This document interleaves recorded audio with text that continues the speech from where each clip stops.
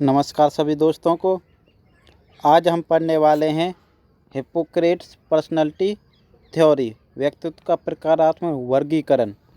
यदि आपसे पूछा जाता है कि व्यक्तित्व का प्रकारात्मक वर्गीकरण सर्वप्रथम किसने दिया था, तो वो नाम किसका आएगा? हिप्पोक्रेट्स का आएगा। सबसे पहले और सबसे महत्वपूर्ण प्रश्न यही है कि व्यक्तित्व का प्रकारात्मक वर्गीकरण सबसे पहले किसने प्रस्तुत किया? तो हिप्पोक्रेट्स। आइए इनकी पर्सनालिटी थ्योरी के बारे में अच्छे से जानते हैं। आपको वीडियो पसंद आए तो ज़रूर लाइक करना, नहीं तो आपकी मर्जी है। पॉइंट पहला है, सर्वप्रथम यूनानी दार्शनिक हिप्पोक्रेट्स ने क्या है? व्यक्त नहीं है क्या? व्यक्तित्व का प्रकारात्मक वर्गीकरण शारीरिक द्रव्य के आधार पर किया था। दूसरा प्रश्न आपके सामने ये बनता है, ये तो बन गया कि व्यक्तित्व का प्रकारात्मक वर्गीकरण सबसे पहले किसने प्रस्तुत किया? हिप्पोक्रेट्स ने। किसके आधार पर किया?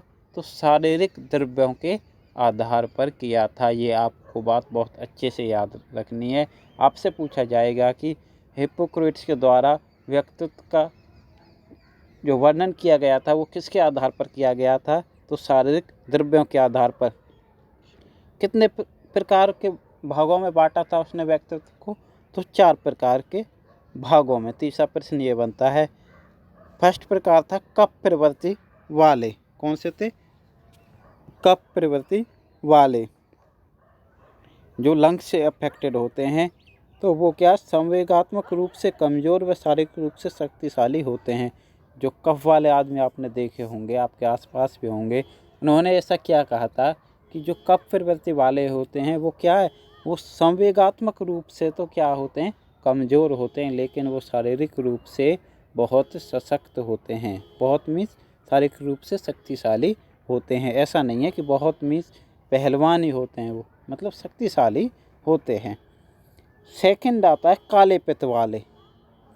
काले पित्त वाले क्या है कि संवेगात्मक व शारीरिक रूप दोनों रूप से क्या है? वो कमज़ोर होते हैं। ये आपको एक तो नाम और उनके प्रकार, मतलब वो कहाँ से पूछा जाएगा कि शारीरिक रूप से कमज़ोर लेकिन संवेगात्मक रूप से सशक्त लोगों को हिप्पोक्रेट्स ने कौन सी श्रेणी में रखा है? तो क्या आएगा ऐसे लोगों के बारे में? वो क्या होते हैं? काले पित्त वाले होते हैं। काले पित्त वाले कौन से होते हैं? दोनों रूप से कमज़ोर होते हैं। लेकिन जो कप प्रवृत्ति वाले क्या है? संवेगात्मक रूप से तो कमज़ोर होते हैं, शारीरिक रूप से शक्तिशाली। काले पित्त वाले दोनों रूप से कमज़ोर होते हैं, संवेगात्मक भी और शारीरिक भी।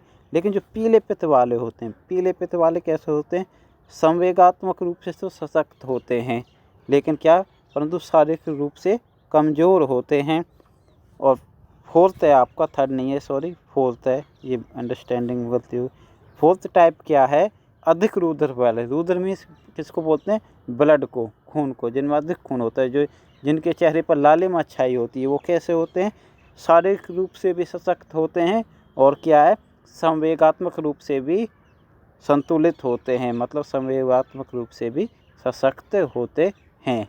ये सबसे बेस्ट प्रकार बताया है। कौन सा? अधिक रुधिर वाले। इनका क्या है? इनका ये रुधिर कहाँ से? हार्ट से ऑपरेट होता है। अधिक रुधिर वाले हार्ट से आते हैं।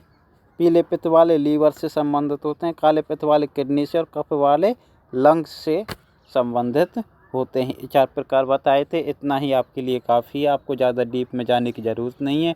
उससे आपके जो मन है वो असंतुलित होगा। आपके पढ़ाई का समय व्यर्थ तो नहीं कह सकते, लेकिन एग्ज़ाम की दृष्टि से और समय की दृष्टि से व्यर्थ ही होगा। पढ़ने का समय कभी व्यर्थ नहीं होता, लेकिन जब एग्ज़ाम नज़दीक हो, आप अन्य प्रकार की चीज़ें पढ़ रहे हो, तो उसको व्यर्थ ही माना जाता है। आपका टारगेट एग्ज़ाम है आपका। अब इस समय आपको बस अपने एग्ज़ाम पर टारगेट रखना है। जितना आपके लिए ज़रूरी है उतना ही पढ़ना है। आपको अब नॉलेज नहीं लेनी है, आपको सिर्फ टेस्ट पास करना है। टेस्ट पास हो जाए, आप टीचर बन जाओ, उसके बाद ज़िंदगी भर नॉलेज लेते रहना। मेरी तरफ से तो आप साइकोलॉजिस्ट बनना। तो इतना काफ़ी है। अन्य कोई महत्वपूर्ण बात होगी तो उसमें आपको आगे बता दिया जाएगा। और आप किताबों पर ध्यान लगाइए। ऑनलाइन स्टडी बस आप यूट्यूब या इंटरनेट के माध्यम से यदि कोई चीज़ आपकी समझ में नहीं आ रही है, आपकी पाठ्य पुस्तक में नहीं मिल रही है, तो ही सर्च कीजिए, वरना आप जितना किताबों से पढ़ोगे उतना अच्छा आपको कोई भी नहीं पढ़ा सकता। किताब सबसे अच्छी दोस्त होती है, सबसे अच्छी मार्गदर्शक।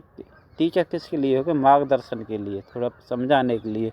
तो आपके पास यदि टीचर अवेलेबल नहीं है तो आप ऑनलाइन देख सकते हैं, अन्यथा केवल आप ऑनलाइन से नहीं पढ़ सकते। यदि आप चाहते हैं कि मैं वीडियो देखता रहूं तो उससे मेरा टेस्ट पास हो जाएगा, ऐसा कदापि नहीं होगा।